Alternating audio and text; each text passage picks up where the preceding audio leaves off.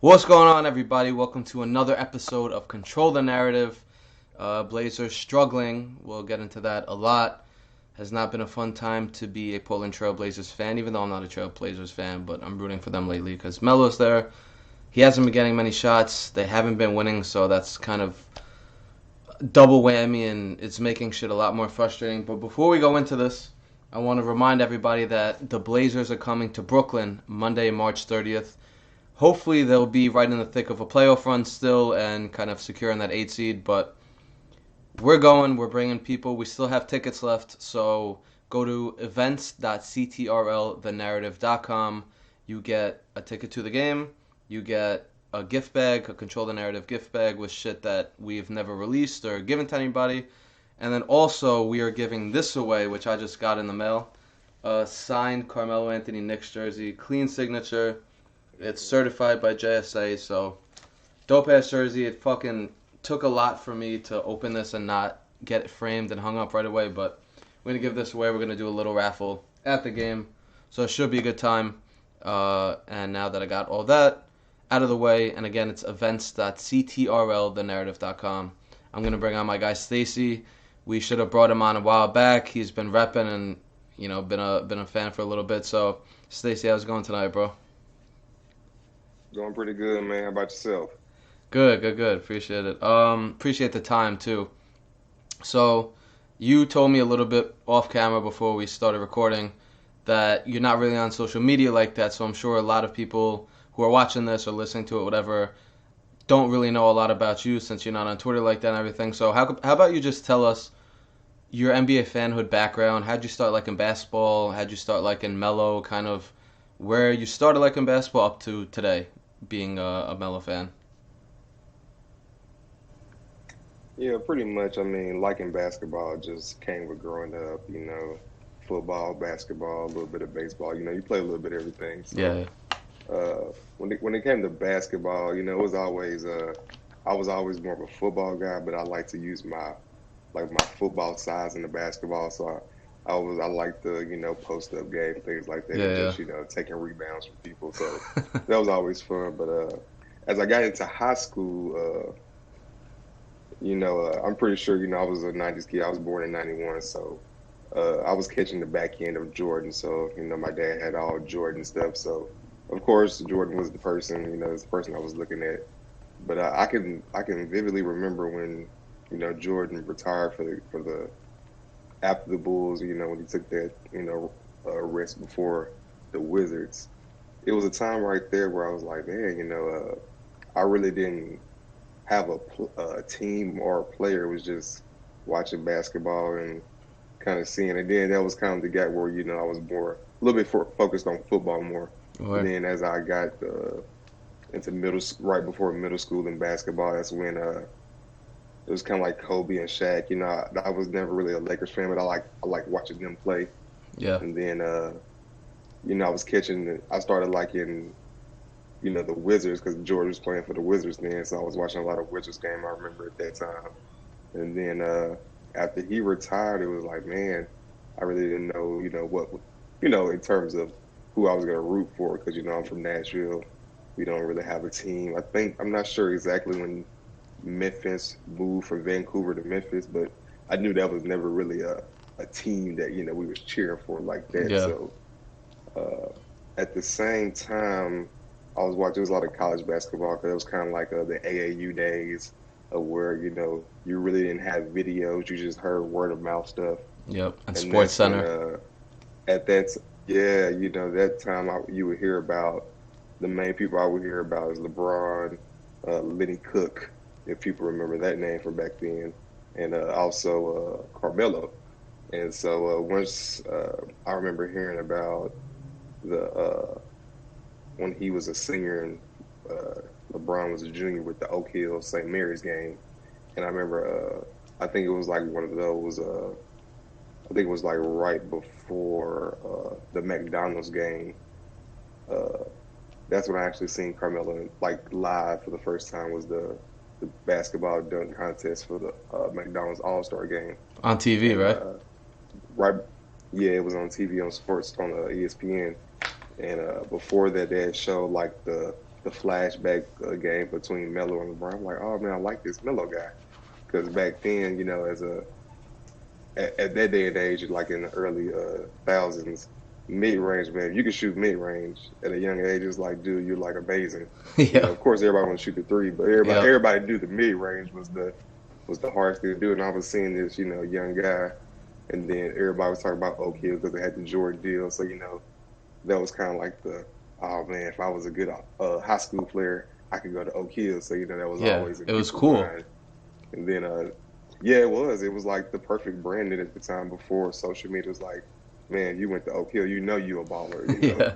But so at that time I watched the duck kind of like, oh man, I like this Melo guy, and then I like me just see what happens with this kid, and then seen Syracuse, and it was crazy because I was in middle school and we was doing brackets, and I was the only person to pick Syracuse to win. It Let's was go. it was no reason. I had no basketball insight. It was no, oh yeah, I've been watching film, nothing. It was Yeah. just I know Melo. That's like the only person I really know. Uh, I see them in the McDonald's thing, and I've been like just seeing how he goes. And then he ended up winning it, so it kind of made me like a young, I guess sports predictor at the time among Of my little course. small Yeah. group in middle school because I was, of course, I had a lot of other games wrong, but I had the main winner right. That's So all that matters. it's like, man, what did you know? So that happened, and then just fast forward to the draft. LeBron was he was doing crazy stuff during that same time in high school. I mean, LeBron was the guy, no doubt. But of course, everybody went the LeBron route, like in terms of who they were cheering for. But me, I just like Melo because like me, I was more of he just seemed like his name, seemed Melo. I just picked the Syracuse games on the bracket, so that played Would you into it. win from I didn't picking the have a Syracuse? person. I think I got like there was some gift card and like free lunch for like a week or something. It was just some like raffle thing at school. Good 'Cause shit. I think I was like in fifth grade. I think I was like in fifth or sixth grade, something like that. Yeah. And then, so yeah, just flash forward to the draft of '03. Everybody was like, yeah, I knew LeBron was gonna go number one because everybody knew the Cleveland deal. So Yep. of course, but in terms of like who I thought was gonna be better at that time, I thought Melo just because I like, man, he can do everything. Like this dude is a freshman and just took a school that nobody heard of. We're in Tennessee, so I'm sure you probably heard of Yeah, I was Syracuse gonna at that day say and age. Syracuse. Yeah, a lot of people know, But but Syracuse was off the map to us. I didn't know where it right. was. So just picking that, kind of like, man, he took a nobody school to the championship as a freshman. Like this dude is real. What are y'all talking Yeah. about? So and that was just, and then me, kind of, like feeling by myself at the time because I was the only person in my group that was, going for the Melo guy. So I kind of felt, I just had to hold it down for myself and Of course. Melo. So ever since then, that's how I started, man. And then just to see where his career is now, the ups and downs, and you know, the close calls of almost making it in. It's it's a bittersweet career, even when you look back at it. But I mean, For sure. I wouldn't do it over, even if I was Melo. Hey, make all your same decisions. I'm rocking with you.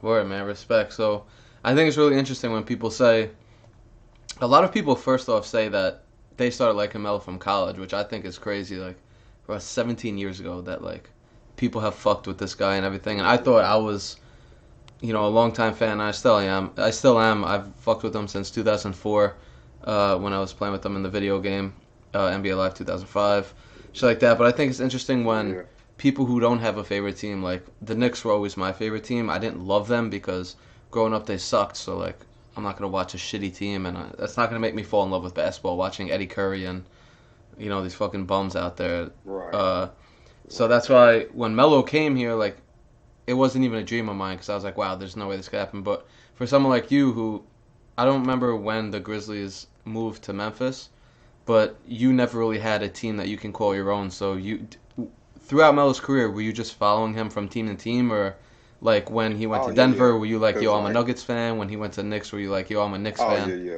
100%, 100%. Cause I just I like being from Nashville, I was a Titans fan for a time, and then like I said, I really had no team. So like Yeah, after the Bulls were after Jordan, they really wasn't a team. So that kind of died off. And yeah, of course, that was from my upbringing is the only reason I was a Bulls fan at the time. So I never found a team I cared about. right. So, but it was a more so it was like it was like almost as if I invested in Melo and I wanted to see how my stock was going to do. So I Word, only cared about that. word. That's how I looked at it because I didn't care about a team. Even now, then, I mean, how these teams do these players anyway. That's even more reason to cheer for players and not teams. So Yep. that's pretty much why like with my friends, I say I'm Melo's agent. Where he go, I go. Yo, So that's also another thing that I've thought about before is the whole dynamic of being a fan of a team and a player, a team or a player. Like for me, like I said, I was a Knicks fan growing up. I have like Knicks yearbooks from like 2005. Like used to have a Marbury poster and shit like that. But when Melo came here, my fandom really like took off to another level. I really embraced the Knicks and everything they stood for because of the team itself. Like that 2012, 2013 team. That oh was, man, I say it all the time, like the best eight, yeah, 9 months of my life, just going through that whole thing.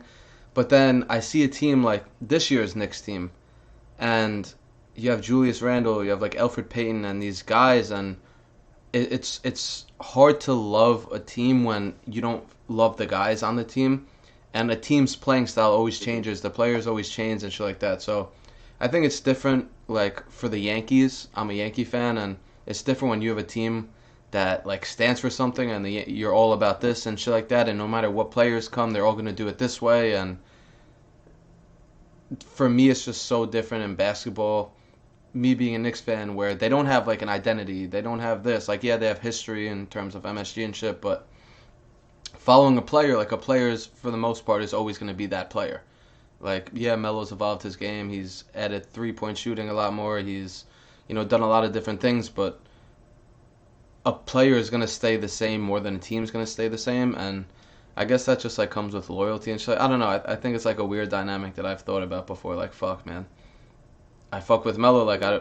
I I don't think fuck with what anything else, even including the Knicks, really. yeah. So, I think that's interesting.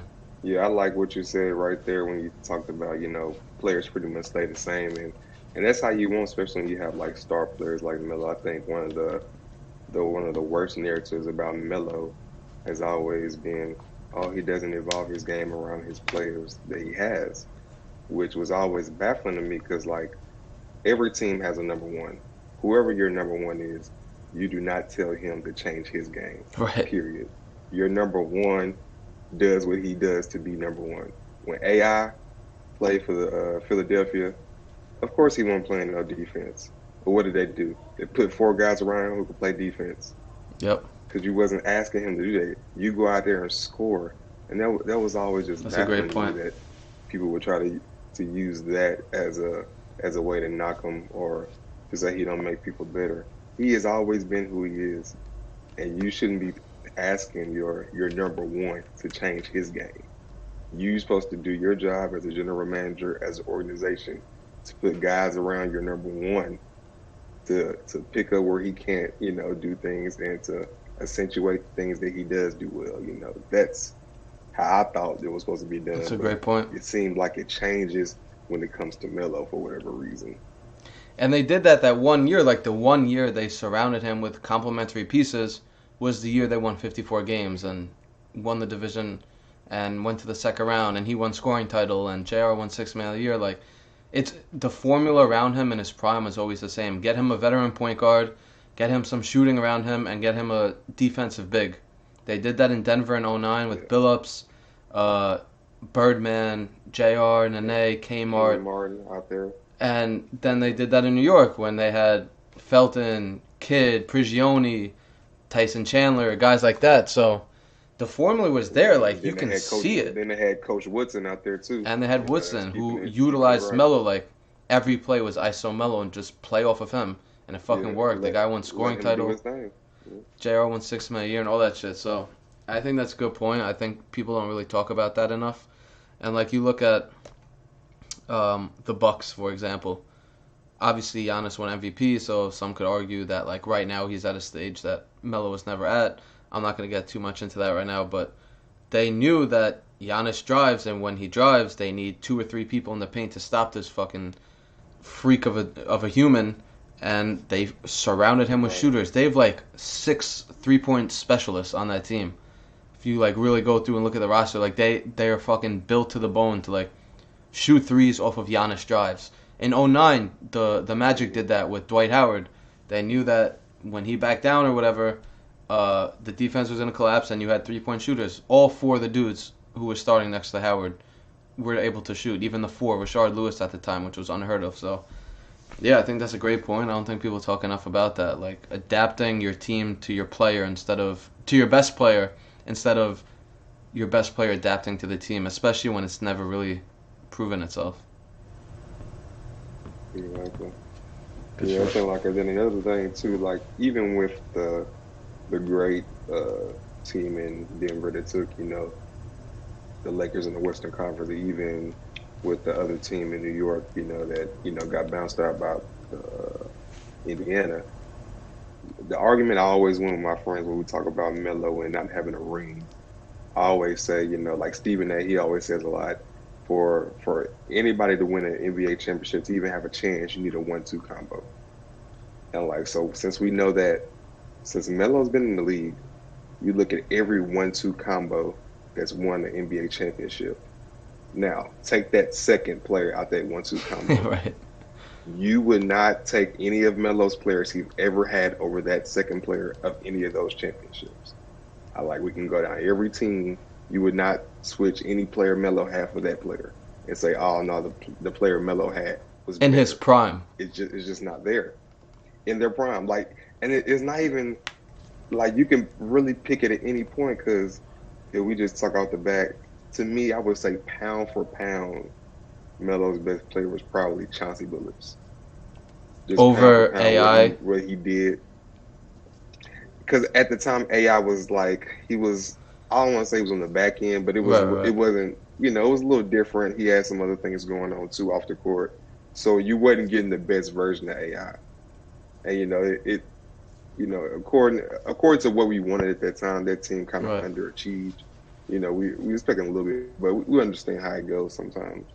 But I just think, I mean, you could put Amari in there, you know, JR. and like I said, it's gonna be, yeah, Jr. It's gonna be between those 4 guys, and then if you want to have a dark horse of Tyson Chandler, that might be somebody else you could throw in there. But just looking at that group of guys, there's none of those guys you would take over any of those second players of those championship Yep. teams. You just wouldn't. So everybody needs help. Every championship LeBron has, he has either D Wade or Kyrie. Plenty of help. And all that, yeah, all that KD has, he has Curry and Clay, and not even talking about the third players, but so Fourth, fifth. like I said, yeah, like I said, I always win with that one because they never had anything. That's a I'm good like, one. yeah, he doesn't have a ring. I understand that, but you still can't show me where the people who wins these championships. That's just how it goes. He just didn't have that second guy to help him. Yep. So fast forwarding from the Denver days to New York days to current day and the Portland Trailblazers, they've been struggling like hell lately, especially coming out of this All-Star break. I know they for sure have a losing record. I don't know exactly what their record is, but they are single-handedly keeping themselves out of the playoff race. And the craziest thing is the other teams aren't doing that great. It's not like the Grizzlies keep winning. It's not like the Pelicans keep winning. The Blazers just can't win. So what do you think has been the main reason that this team just hasn't been able to collect wins? I would think it's a little bit with in terms of how they run the offense and how they allow the offense to run when, Dame and CJ are doing their thing. I understand, that's their thing, but I think the way they do the ISO ball is not as good. And a lot of times, I would say, especially in CJ's case, they don't know that, okay, when I'm not hot, they kind of keep forcing the issue, like all shooters keep shooting, which is true.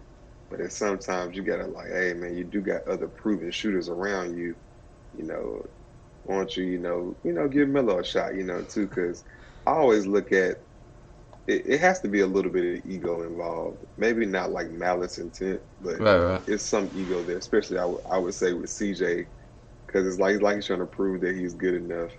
And you're a great player, but if we're like talking about like all the time, even if you keep doing well in your career, you're not gonna have a better, resume than Melo. So, sometimes you gotta understand that he's still you're a better 3-point shooter, but in terms of a scorer, that's Melo. And sometimes you just need to score. And yeah, sometimes, Melo might stick in his hand, but hey, that's the trade off to where when he does get in his flow, it's gonna be almost automatic. So, when you have a lot of times where you're coming down and jacking up shots, and it's been times, especially early in this season, where it just seemed like they were freezing Melo out when he was doing good. It's like he'll have a 15 point, almost 20-point first half, and then he'll only get like 4 shots in the second half. I'm like, He'll be like 6 of okay, 7. it's yeah, it was like, okay, I understand, you got these two main guys, but sometimes you got to be able to feel the pulse of the game and Yeah. like, hey, maybe, hey, let's, let, Melo keep shooting while he's shooting, and it was just like it's like certain moments that you just see like, oh, Melo should get this time, he's doing good, and then it's like CJ will come out, never mind, my turn. It's like, Yeah. Dame, with Dame, I don't really see it. I know Dame, he does a lot of kind of the same things, but it's kind of, earned equity with him. Exactly.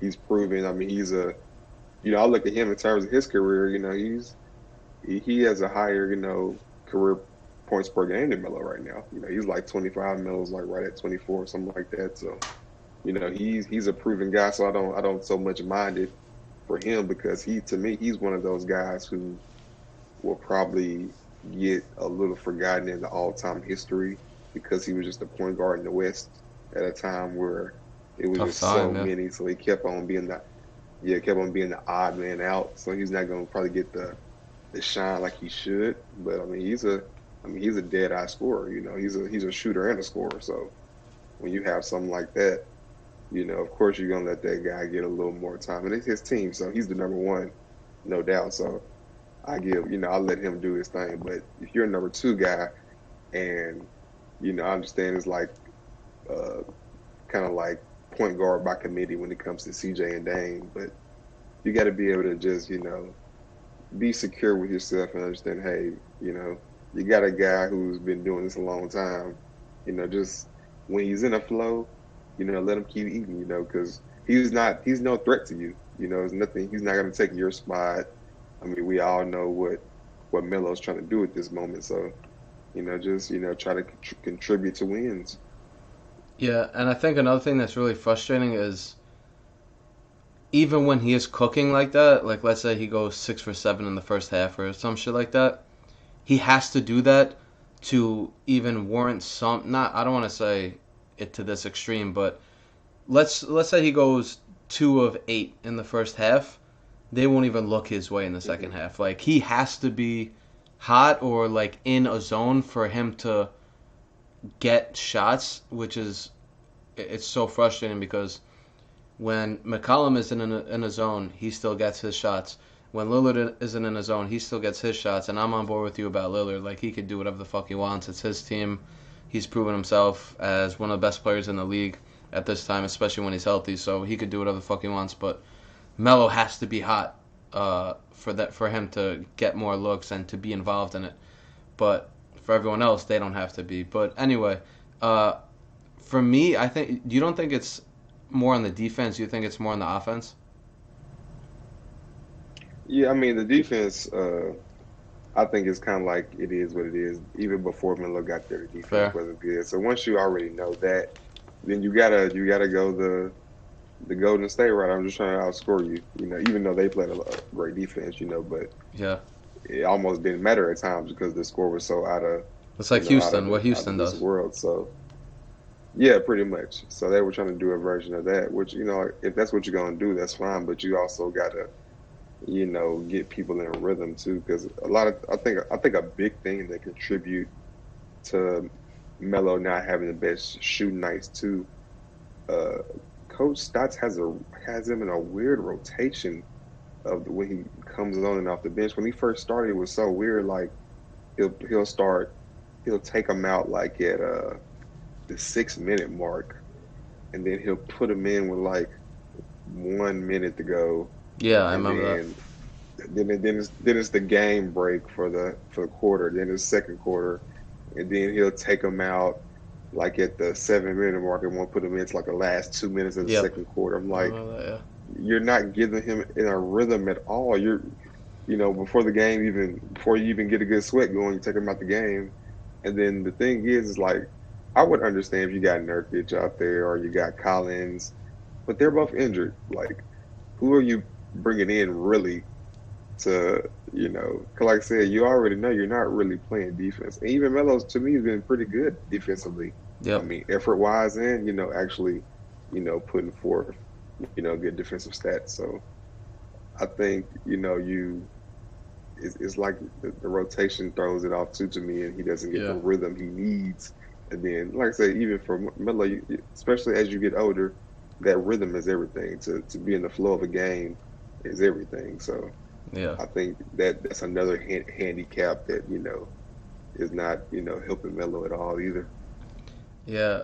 I don't know. For like just lately, I think it's 110% on the defense. I think the offense, like everything you've Yeah. said, is valid and all that shit. But I just think, bro, they gave up like 37 to Aaron Baines last week. The dude Oh yeah, in yeah. his entire career And hadn't then scored and more then than 26. Sacramento. He hadn't scored 26, and he comes up against Portland and puts and drops 37. And like, there's no in-game adjustments.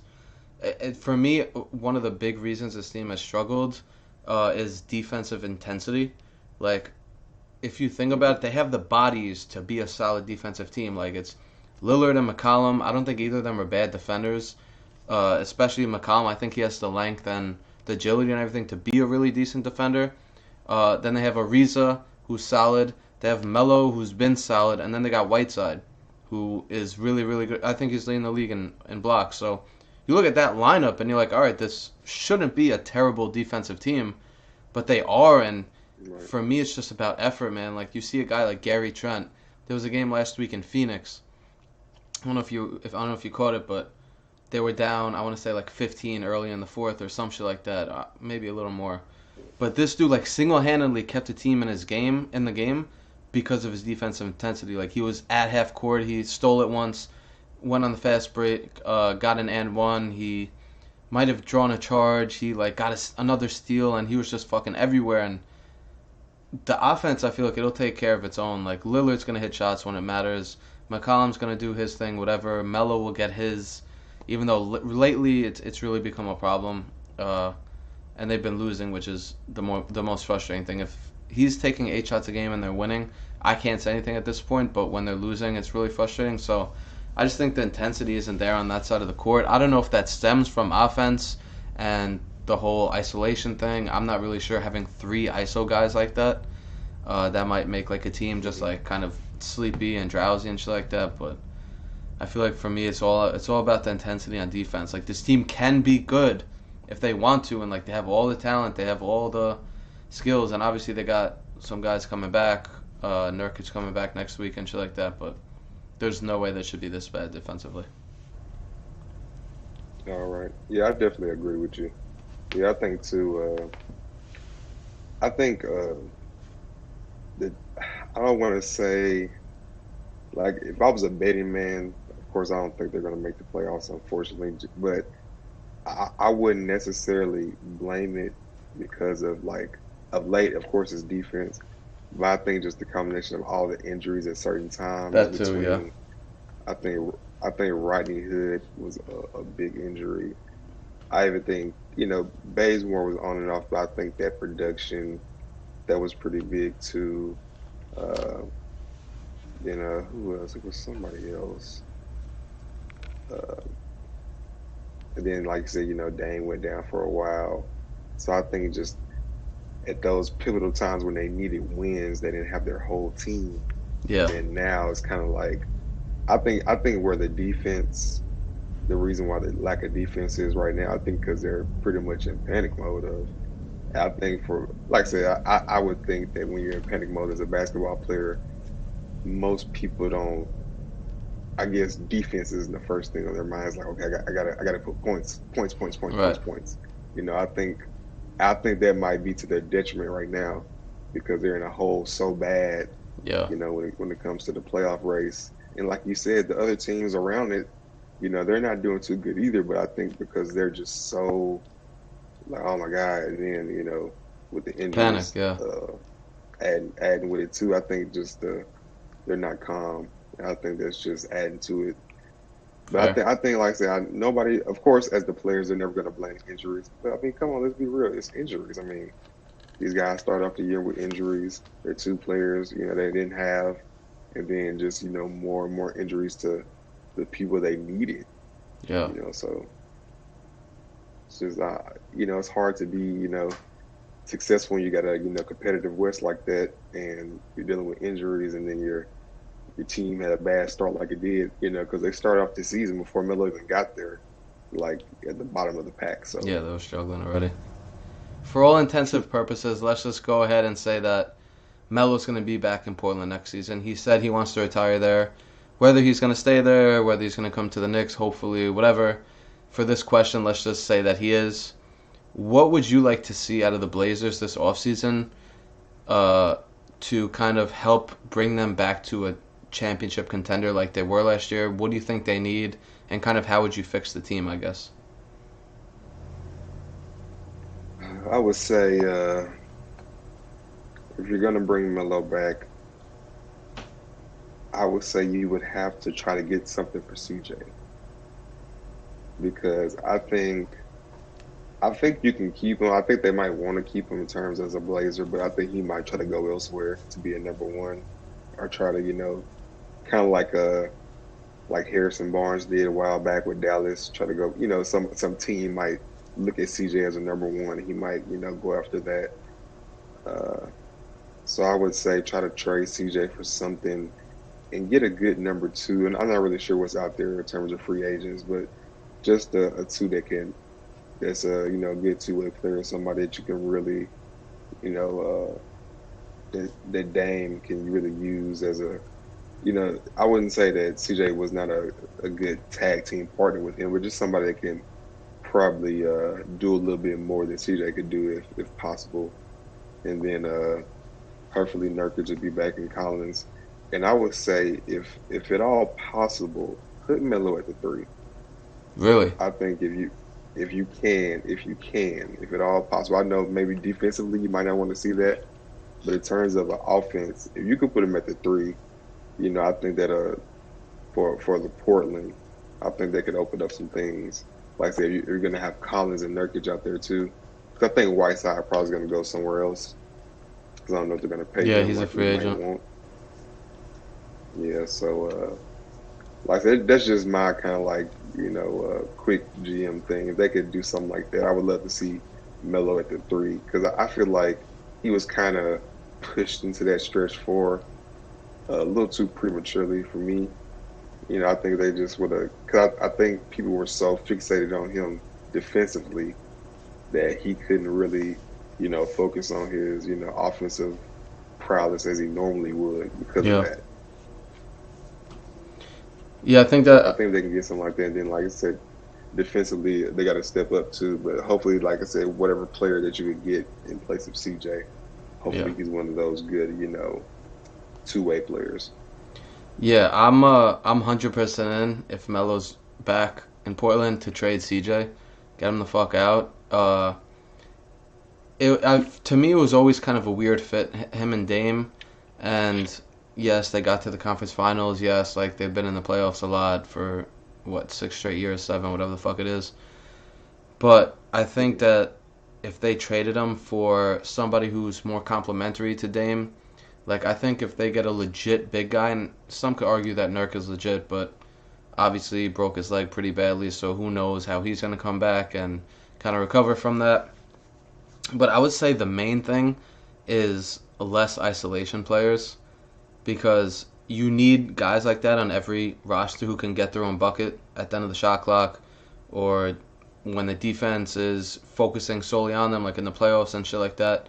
Uh, but when you have too many of those guys on the team, like Lillard, McCollum, Melo, and another thing that's underrated is Anthony Simons.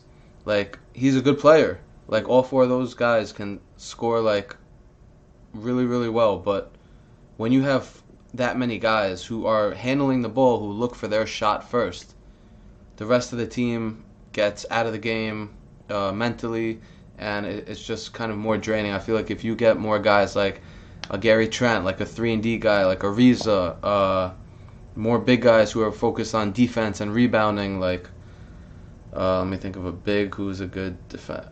This is coming to mind, like Tyson Chandler, maybe not now, but a couple years ago, people who know their roles and shit. Like Anthony Simons doesn't know his role. He doesn't know that when he comes in the game, hey, let me run the offense. If my shot's there, like I'm gonna take it. But I was gonna put that too. Like I like his energy, but he's kind of like tone deaf of moments. 100%. He feel like he got the green light out there, man. 100%. So also I think like this season was tough because, like you said, they've had so many injuries. So they've just been kind of grabbing pieces wherever they could to get a body on the floor. Because there's been times where I want to say like 8, 9 people have dressed for the team. So it's been tough. So I understand all that, and I just think they need more guys who know their role, more complementary pieces, some defensive guys. If we could trade McCollum and flip him for something, I don't even know what they could get for him. But I think that'd be interesting. So I think those would be my quick fixes to put this team back in the playoffs next year at the very least. Yeah. I definitely like that. Like I said, I forgot all about just like a lot of those isolation players that they do have. Yeah, like that is a little too much. You got like a starting core, you know, of people. You got pretty much 3 people who are kind of isolation guys in your starting lineup. You don't really need 3 people off the bench who are the same, because like I said, then your second unit, if you get stagnant, then you're gonna have a lot of people just a lot of unproven people trying to be the guy in that unit, and it just doesn't work. So let's switch gears a little to a more positive note after just talking badly about the Blazers and all these players on the team for the last 15 minutes, whatever. What is this season to you as a lifelong Melo fan, as a fan since 2003? What does this season mean to you, knowing everything that Melo's been through the past couple years and just seeing him come back, win Player of the Week, hit game-winning shots, dropping 32 points and shit like that? Like, at a macro level, at a whole, like, how do you feel about this season for Melo? Man, I just feel good. It's just like a good feeling, just because I don't like my sports people. I'm kind of dwindling down in terms of people I look at in terms of who really get me excited. The people who usually got me excited to actually watch something has been Tom Brady. So his time's about to come to an end soon. Floyd Mayweather in terms of boxing.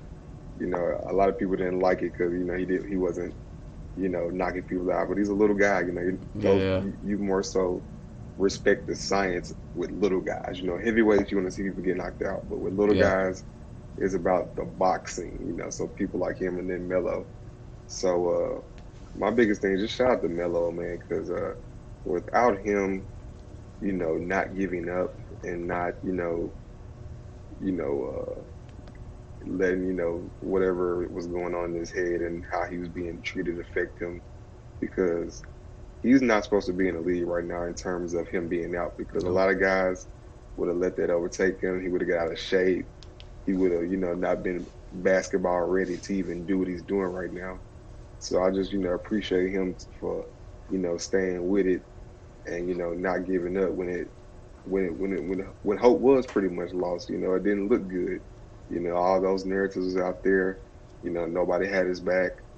A lot of people, act happy for him now, but when it was really when he needed people, they weren't really there. LeBron. LeBron was all happy when he first. Yep, Yep. I was on that from day one when he was all like, "Nah, it's fake, man," because pretty much the only reason you chose Jared Dudley over Carmelo is because if it would have went bad, it would have been on you. But my whole thing is, so what? That's your dude. Like you giving you know Contavious Caldwell Pope all these crazy contracts and Tristan Thompson all this money they don't deserve, but your actual guy from back y'all junior and sophomore year, like who's better than both of them on any day of the week in Combined. terms of his NBA legacy. Yeah, his NBA legacy, but you don't want to take the fact of if Melo came and didn't do good, it would be on you. Like that's your dude. That shouldn't even matter, you know. But like that's the thing about Melo. He's such a good dude. You can tell he's a good dude because he's not gonna hold that against LeBron, Right. even though I think he should. You know, but that just shows everybody counted him out, man. Nobody was on his side. Nobody believed but him, and he Yep. he did it himself. And that's really what makes me you know appreciative of the season. I appreciate Dane for giving them that olive branch for letting them come back, but 100% goes to him because, like I said, when year 16 going to year 17, you out the league and you don't know, like you don't nothing's for sure. Like that's a lot of mental fortitude to be able to keep on working, keep For on sure. pressing, keep on going to the gym every day, not knowing if it's all for nothing. So just shout out to him, man. Word. Yeah.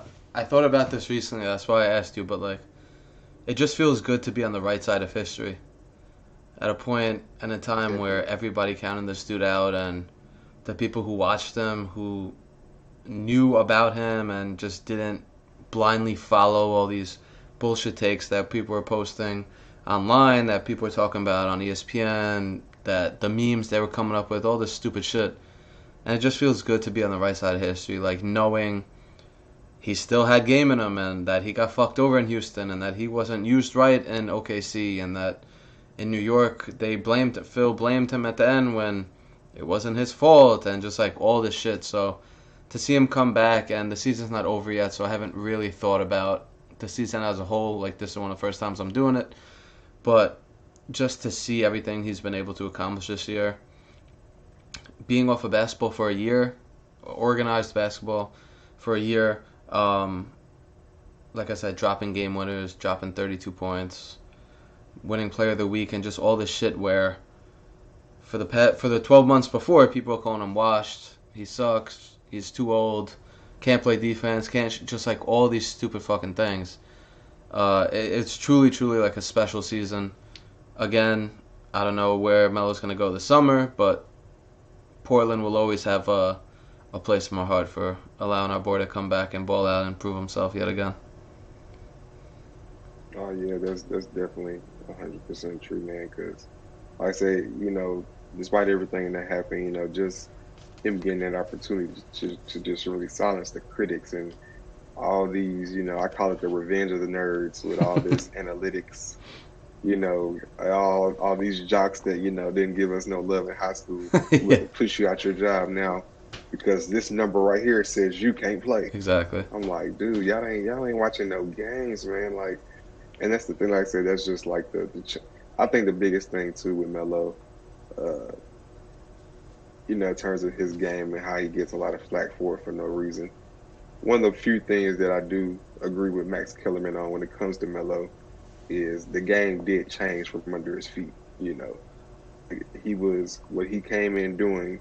Like I said, what I came in loving his mid-range game and being able to be a scorer was like the hardest thing to do in basketball. Period.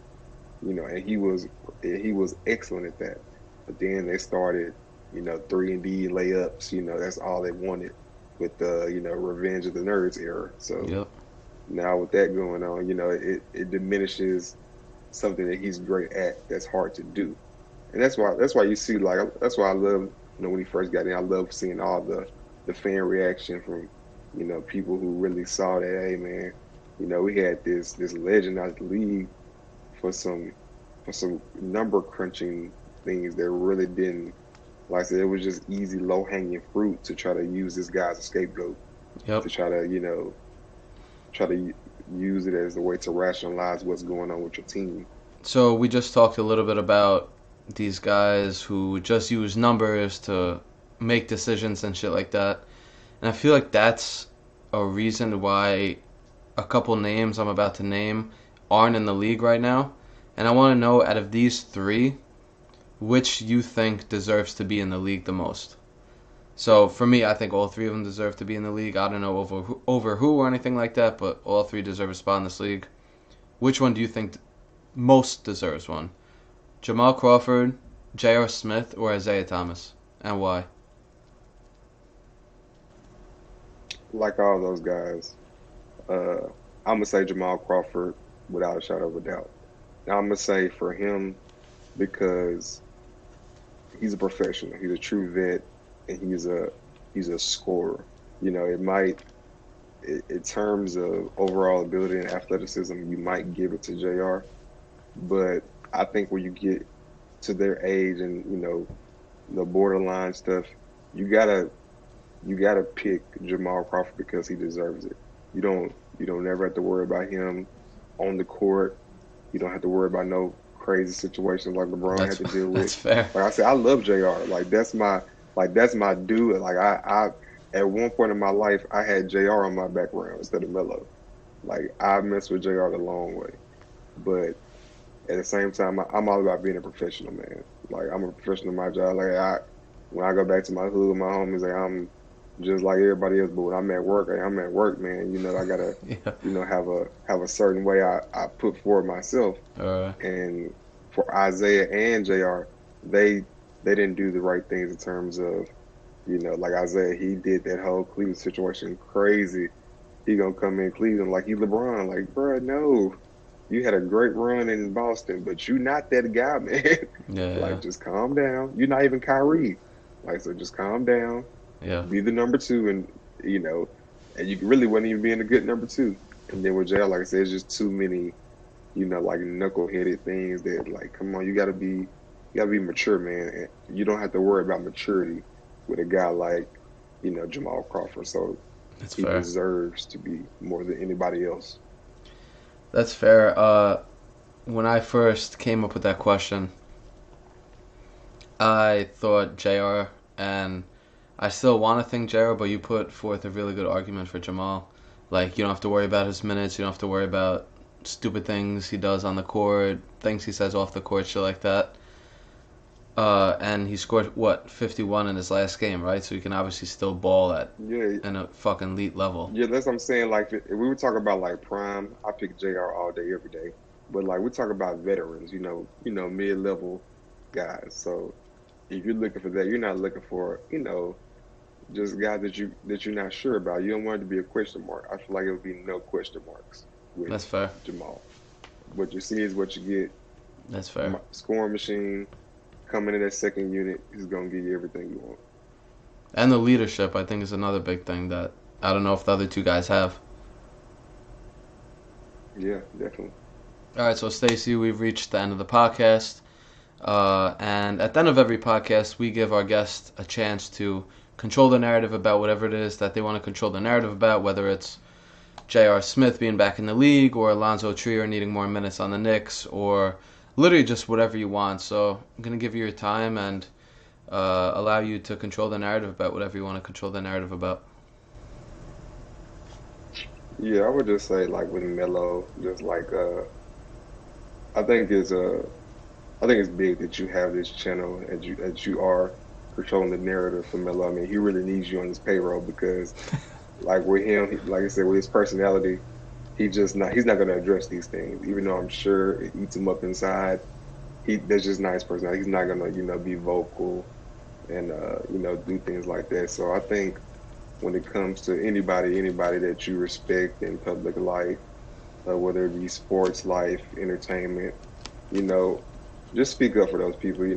Don't speak up. You know, uh, ignorantly and don't do your homework and then look stupid on the back end. Just like I said, with this channel, I mean, you do your research, you do your homework, and you put out the facts that show how Melo has been wronged in most instances. So for everybody that has somebody in that position, or you see someone in that position you want to reach out to, don't hesitate to speak out for those people, because you can create a wave like you have right now where you're controlling the narrative for Melo, and you see all these big name people retweeting you and you know big upping you, and telling you to keep it going, because they were the same people who see it too, who are even closer to the situation and see, like, oh yeah, this man's getting done wrong, and we appreciate somebody with this platform using it to speak up for him.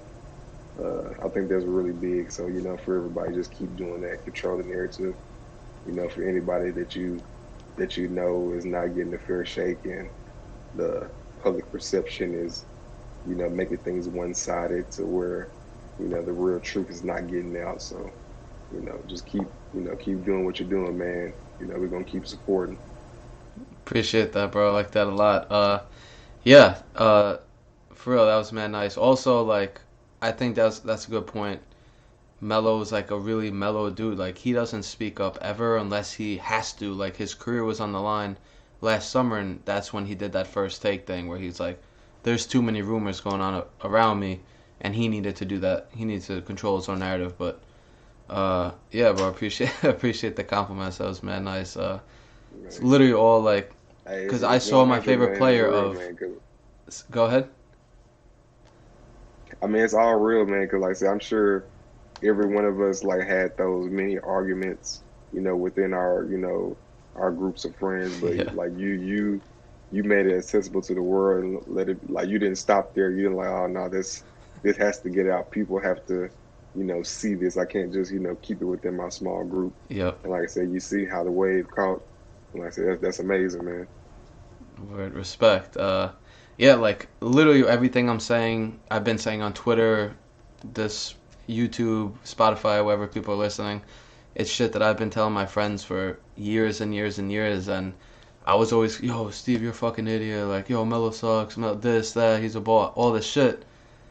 But in reality, it's just that they were being brainwashed by ESPN, Bleacher Report, memes, shit like that. Like, well, everybody says this about Melo. It has to be true. And it's like, yeah, but it's not. Like, it's literally just this narrative that people keep putting out there. And if you keep putting something out there, people are just Yeah, going to believe it because they've heard it so many times. So I guess I really just wanted to do this and to make people take a step back and look at it from the outside and be like, all right, wait.